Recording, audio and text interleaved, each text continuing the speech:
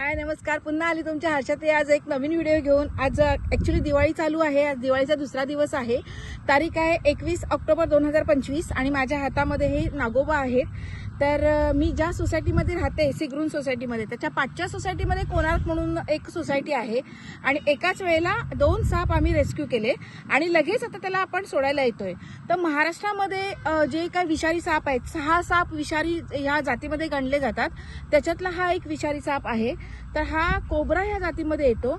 जी mail बर्णी, त्या बर्णीमध्ये आम्ही ह्याला रेस्क्यू केलेला आहे. म्हणजे आता बंद करून इकडे सोडतोय आम्ही. वरून त्याला सगळे प्रवासामध्ये त्याला हवा मिळावी म्हणून आम्ही इकडून सगळे होल वगैरे पाडलेले आहेत की त्याला हवा मिळावी. आणि 15 ते 20 मिनिटांमध्ये आम्ही आता त्याला रिलीज करत आहोत.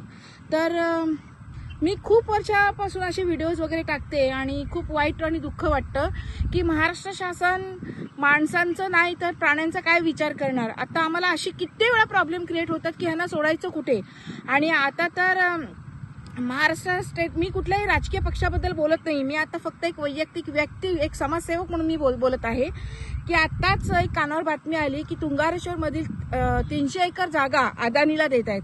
आता तुंगारेश्वर हा एक जंगल आहे. त्या जंगलामध्ये आम्ही अनेक वर्षापासून जातो. आम्ही जनगणना सुद्धा हजर राहतो वनरक्षकांबरोबरती.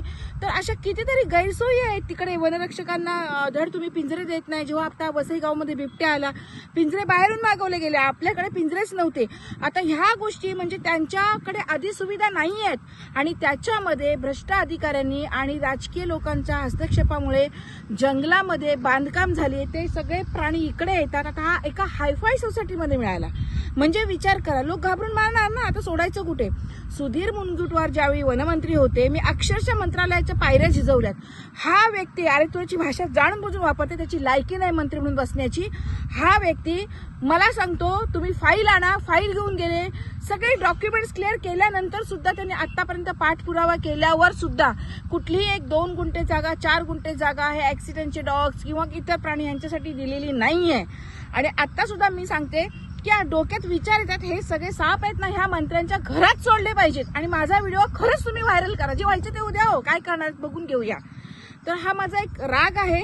आणि ह्याच्याबद्दल आता पुन्हा सांगते की हा जास्त वयाचा नाहीये, 3-3.5 वर्षाचाच असणार. आणि ह्या वयामध्ये हे साप रिलीज करताना पुन्हा उलटे फिरण्याची फार शक्यता असते. ऍक्च्युली पकडताना आणि रिलीज करताना हातामध्ये म्हणजे सॉक्स आणि गमबूट असणं गरजेचं आहे. पण कॉल इतका अत्यंत तातडीचा होता त्याच्यामुळे आम्ही काही आता बूट किंवा सॉक्स वगैरे घातलेले नाहीयेत. पण सोडताना प्रिकॉशन घेते. जय हिंद, जय महाराष्ट्र. हर्षा लाड, वसई पूर्व.